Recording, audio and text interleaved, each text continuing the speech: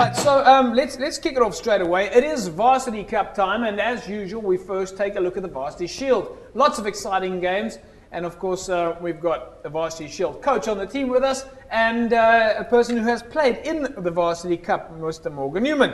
Let's first start off with taking a look at some of those results over the weekend.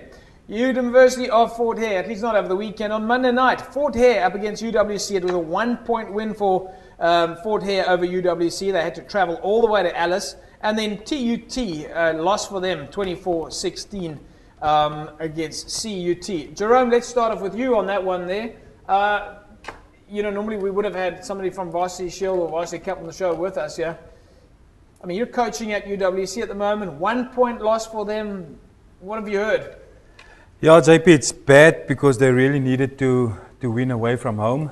And I thought that they were really up for this game. And right to the end, 5 minutes before time, they were still leading 23-20. So I thought they had this game, but unfortunately, 2 penalties later in the last few minutes killed the game for them. And still, I've spoken to Peter de Villiers, and he said that they've scored a try at the end and the ref just didn't award it. So, unfortunately for them. Well, I don't know. I've heard that there's a little bit of violence up at Fort Hare at the moment. Maybe the ref was a little bit nervous. Anyway, let's leave that. Let's not talk about the ref there then. So yes, we have a situation there. We've said before that these away wins are critically important because they are so difficult. But I mean, you've got to give credit then to you Dubs for going to Alice. It's a long flight, it's a long drive. You get there, and we've heard that Fort Hare is absolutely jam-packed. I mean, so well done to the guys, even though they came away with only a 1-point margin loss. Yeah, and one good thing for them out of this is they got 1 point out of the game. So that's also helped a bit to close the gap a bit between CUT and UWC. So they're pretty much still in there. Talking about CUT, of course, they had a win over TUT over the weekend. Or at least I keep saying over the weekend. I keep thinking rugby's on the weekend, but it's actually not. It's on Monday nights. It's Varsity Cup and Varsity Shield. But when we talk Varsity Cup, folks, of course, it's the Shield is part of the Varsity Cup. So don't think we're only talking about Varsity Cup. Specifically, we're interested in the Varsity Shield teams here, UWC and the Varsity Cup Marties and UCT. So. Right, so if we look at CUT, they again came away with a win, 24-16 over Tshwane University of Technology. That will, put them in a situation where they're staying on top of the log. Yeah, they the informed side in the Varsity Shield at the moment, and they still have to come to UWC, where it's not easy for them or anybody to come to UWC and take points there. So that will be a decider, but UWC also playing next Monday against TUT. When TUT is bottom of the lock, which they also need points. And so that's going to be a decider. UWC must take points there or win that game there. And then CUT come back to UWC. So I think that UWC, CUT, they pretty much the teams that's in the running for first and second.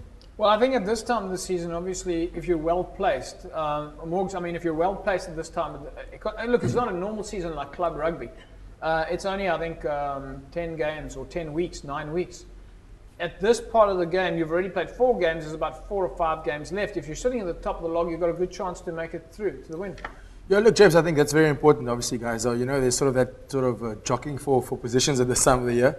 And obviously with 3 or 4 games down, or some teams are on their way to play 5 games, it's an important stage where teams are really going to be battling it out. And by the looks of things, CUT are running away with it at the moment. So the battle for second is pretty hot with as you see, the UWC on 11 and the University of Fort Hare on 10. So it's going to be interesting to see, but I think with UWC playing the team that's bottom of the log next week, it's a vital game to take some points. Let's take a look at the logs, folks, so you can get a bit of an idea as to where the clubs are standing at the moment, or at least the universities are standing at the moment. And there you see CUT are firmly on the top with 17 points. UWC in second place. They've played 4, they've lost 2. Of course, CUT's advantage there is the fact that they've won all 4 of their games so far. But UW's, FNB UWC on 11 points in second place. Fort Hare is on 10 points in third place. UKZN is on 8 points in fourth place. And TUT, well, it's not going very well for them. They've played 4, they've lost 4, and only 3 points. So I think we can already see the split between the top and the bottom over there.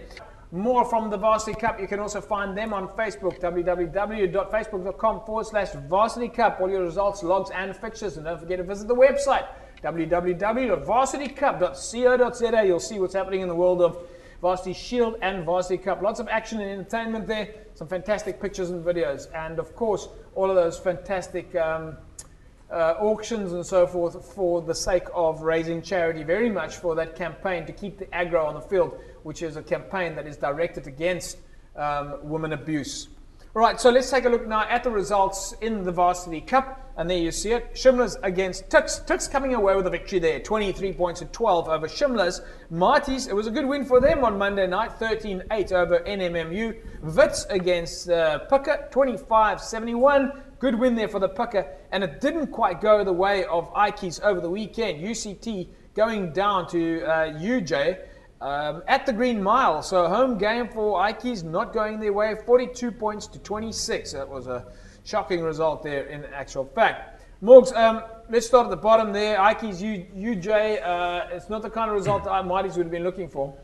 No, James, I must say, I mean, you don't want to go down to the Green Mile and get a loss. And UCT were fairly confident when they had them on the show about 2 weeks ago. Yeah. So, yeah, I mean, look, it's there's lots of conditions that UJ had to come down and face. But again, look, 42-26, Ikes is clearly doing something wrong at the moment. So they've got some hard work. I think they're not sitting very well in the table either. So they've really got to pull out 1 or 2 big wins away from home to get themselves back into contention for playoffs. Don't forget, folks, we are joined by Springbok Sevens player Paul Delport a little bit later during the show. He's going to tell us a little bit more about those HSBC Sevens. Of course, Paulie was at the match between UCT and UJ on Monday night, and we'll get his insights. I think Paulie was a former UCT player himself. Been playing quite a few clubs, but we'll catch up with Paul Delport, legendary Sevens player, going to join us on the show in a couple of minutes' time. Jerome, UCT, though, they've got quite a lot of injuries at the moment. I see Levi Wardendal wasn't in the squad, so they had to switch captains as well. So a difficult environment at the moment for UCT. Yeah, we were talking earlier about your squad and how to manage your squad and things like that. Unfortunately for them, is they have a few injuries. I mean, the first game they had injuries, and they've got injuries now also. So it's a bit difficult for them. I mean, losing your home games, then you're pretty much in big trouble. So I think and also the squad, their squad is not the same as the previous years. They're busy building. They've got a few youngsters there. So it's going to take time for them to get up there again. All right, Mr. H, you were of course at the match, Marties against NMMU. Yes, and it was a fantastic match. Did they have a jumping castle? I think they might have had. You know, we never know if they've got jumping castle. Mr. H's first thing when he does the games is it doesn't matter who's playing, he checks. Right, there's a jumping castle, there's a potjie course, there's a braai vleis. Okay, this is a good game. No, as usual, you know, fantastic crowd. Yeah. And the match was in the balance right until the last whistle, you know. Yeah. And the Madivas was putting so much pressure on the Marties try line. And Marties had to defend with 14 men only because Ranil Hugo was yellow carded in that last 7 minutes. But I think for me the highlight of the match was Os Hamman's tackles. In the first minute he tackled his opposite number, Gareth Bailey. Hang on, I just got to stop you there. Is this Os Hamman? Is this Stefan Hamman? I don't know. Yes, I know just this chap in Standard 9 was playing for Paul Roos and was weighing 155 kilos. Stefan Hamman. I believe he's lost a little bit of weight. Yeah, but he's big. He's a monster. I mean, he was playing Craven Week and I was watching him take 6 guys over the try line with him. He lost 2 kgs. He lost 2 kilos. He's certainly dropped some weight. 128 now. He's weighing... He tackled his opposite number in the second minute. And that guy, you know, he was confused for a long time. Yeah. Just as he was getting ready, he collided with Os again. Oh, no. And I think he was out of the game. But then the third tackle, Haman and his co-partner, his Lock Alistair, for Mark. Yeah. They tackled Brian Shibanga, I think it was the flanker, and his lights went out. They carried him off the field. So it's nice to see a big prop like that going into all, you know, into all those tackles.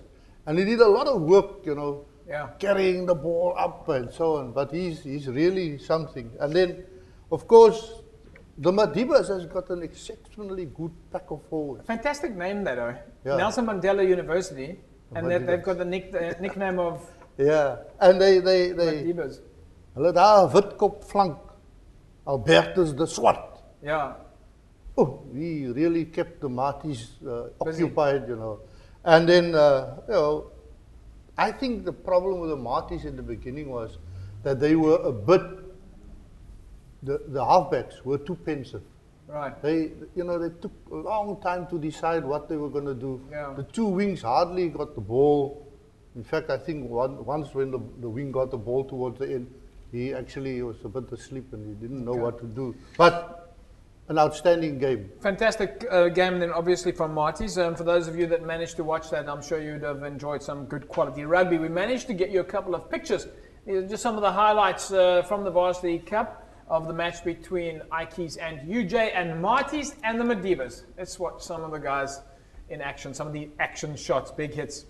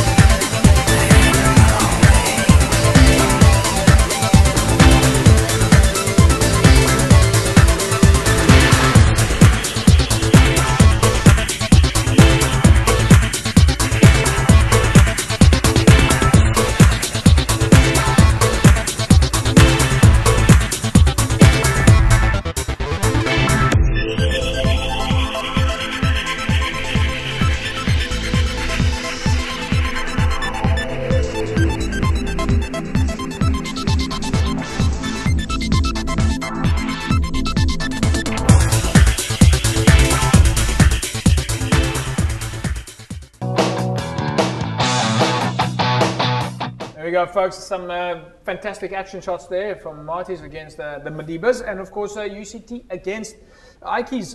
Jerome, at the moment, I think we must be quite happy with the fact that we got some forwards there. I mean, we've got this Oshaman, as Mr. H was saying, he's got some serious size. We've got Oli Kebel at UCT and Chris Heiberg at UCT. These are guys that potentially could play for Western Province one day. Yeah, I mean, Oli already played Province under 21 and he played Vodacom Cup last year, Oli Kebel. Yeah. And Os Hammond is also one of the guys who came through the structures. And also another guy that you didn't mention, Alistair for Mark. For me, he's the outstanding prop in this competition. Right. The amount of work that he puts in. And he's also one of the former under 21 in Vodacom Cup players at Province. So yeah, we've got, there's one thing that we don't lack in, was in the past it was a big problem. The big guys. But there's a few youngsters coming through and making a name for themselves, and that's what we want at Province. Let's take a look at the logs now in the Varsity Cup, and there you see Marty's, FNB Marty's are firmly on top on 14 places. They've played 3 and they've won 3. Tucks are on 3 and they have won 2. Puts them in 10th place, at least in 2nd place on 10 points. UJ are in 3rd place. They've played 3, are on 10 points as well, level with Tucks. As they say, Tucks off Nux. Pucker in 4th place, NMMU in 5, Shimlers in 6, Ikeys are in 7, and Wits are at the bottom in 8th place. Things not going very well there for FNB, UCT, and for Wits. They've played 3, they've lost 3. I'm pretty sure that Kevin Foote is going to be rather concerned about things this coming couple of weeks. A lot of hard work to do there to dig themselves out of the bottom and get themselves back up to the top. And remember, folks, of course, the Varsity Cup have only played 3 games versus the Shield guys who already played 4 because of the fact that some of the Varsity Shield guys play, of course, those midweek games. Let's look at some of the fixtures coming up now in the Varsity Shield. And there you see the next match is UWC against TUT. That's this coming Monday, the 25th of February. And Fort Hare take on UKZN. Those are your fixtures for the Varsity Shield, and of course the fixtures for the Varsity Cup. More exciting games there. It's Wits up against UJ. They're playing in Johannesburg at 4:45 on Monday. It's Tuks or Nix against Marties. Marties have got an away game there in Pretoria. NMMU take on Shimlers at the home game for NMMU in Port Elizabeth, and Pucker in Potch with the Ikeys, FNB UCT playing away in Potchefstroom. Kickoff there at 7 o'clock. Right, folks, that is your Varsity Cup and Shield feature. Make sure you get down to your home game. Home games for UWC, home games for Marties, and of course a home game for FNB UCT. Look out for the home games, lots of entertainment, very exciting.